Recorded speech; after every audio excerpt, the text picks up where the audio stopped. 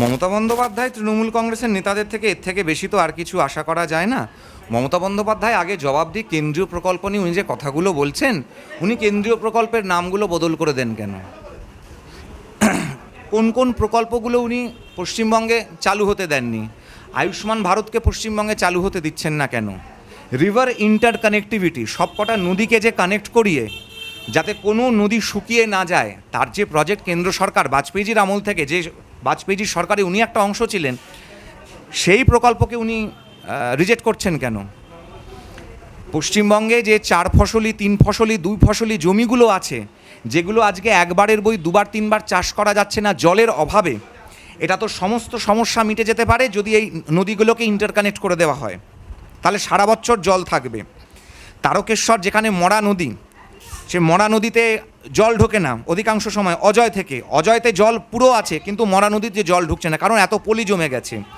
নবদ্বীপ কৃষ্ণনগর, মহুয়া মৈত্র যেখান থেকে সাংসদ দাঁড়াচ্ছেন এবারে, বহিষ্কৃত সাংসদ এখন দাঁড়াচ্ছেন এবারে, বিদ্যাধরী, চূর্ণী, অঞ্জনা, পাগলাচণ্ডী, জলঙ্গি, এই সমস্ত যে নদীগুলো আছে, এগুলোতে চাষ হচ্ছে না এই সমস্ত অঞ্চলে, কারণ এই নদীগুলোতে জল নেই বলে। এগুলো নিয়ে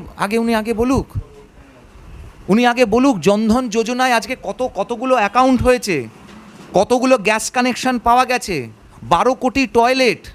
কেন আজ অবধি ভারতবর্ষে টয়লেট লাগাতে কি নরেন্দ্র মোদীর প্রয়োজনীয়তা পড়লো? প্রত্যন্ত গ্রামে ইলেকট্রিসিটি পৌঁছে দিতে নরেন্দ্র মোদীর প্রয়োজনীয়তা পড়লো? অ্যাকাউন্ট খুলতে নরেন্দ্র মোদীকে বলতে হলো যাতে চিটফান্ড কেলেঙ্কারিতে মানুষের টাকা না আটকে যায়? তার জবাব আগে মমতা বন্দ্যোপাধ্যায় দিক। তারও আগে বলুক শাহজাহানরা কারা, তারা কি ভারতীয় না তারা বাংলাদেশি? সিপিএমের হারমাতদেরকে দিয়ে মমতা বন্দ্যোপাধ্যায় যে ভোট করাচ্ছেন, আগে তার জবাবটা দিক, তারপরে অন্য কোনো প্রসঙ্গ বলবেন।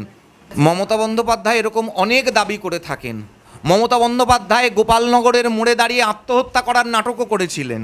উনি একজন আদ্যপান্ত নাটুকে মহিলা, নাটক করা পছন্দ করেন, সারা জীবন নাটকই করে এসছেন, আসলে কাজের কাজ কিছু করেননি। উনি এটাও দাবি করেছেন যে উনি নাকি 100% কাজ করে দিয়েছেন, ব্রিটিশ আমলে যা কাজ হয়নি সেই কাজও নাকি উনি করে দিয়েছেন।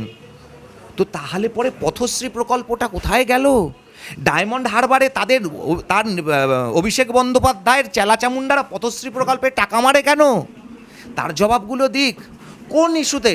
আরে আমার রাজেশ তাপস মারা গেছে, দাড়ি ভিটে 4 বছর তো এই রাজ্যের হাতে ছিল, তার তদন্ত হয়নি, কোর্ট বলেছে এনআইএ তদন্ত করতে। কমিউনিস্ট পার্টির যে বাচ্চা ছেলেটা সুদীপ্ত গুহ মারা গেল, তারই বা তদন্তের কি হলো? আরে মমতা বন্দ্যোপাধ্যায় তো তার নিজের ভাইপো অভিষেক ব্যানার্জির গাড়ি উল্টে গেল কি করে সেটা পর্যন্ত তদন্ত করে বলতে পারেননি, তাহলে উনি কি বলছেন কোন তদন্ত করেছেন? প্রধানমন্ত্রীর ছবি থাকবে, কারণ সংখ্যাগরিষ্ঠ 60% ওপর টাকা কেন্দ্র সরকার দিয়ে থাকে, এবং সেটা উনাকে ইন্দিরা গান্ধী কংগ্রেস কেন্দ্র সরকার যখন থেকে কেন্দ্রীয় প্রকল্পগুলো নেওয়া আরম্ভ করেছেন, তখন থেকে তাদেরকে সেই সরকারকে প্রশ্ন করা উচিত ছিল, বাংলার প্রকল্প, পশ্চিম বাংলার প্রকল্প নেই কেন? মমতা ব্যানার্জি চালাতে পারছেন না কেন? ওরকম প্রকল্প? কারণ রাজ্যের কোনো ইনকাম নেই, সেই কারণে। কেন্দ্র টাকা দিচ্ছে, কেন্দ্র সংখ্যাগরিষ্ঠ টাকা দেবে, আর রাজ্য কোথার থেকে টাকা দিচ্ছে? রাজ্যের নিজের কোনো আয় আছে?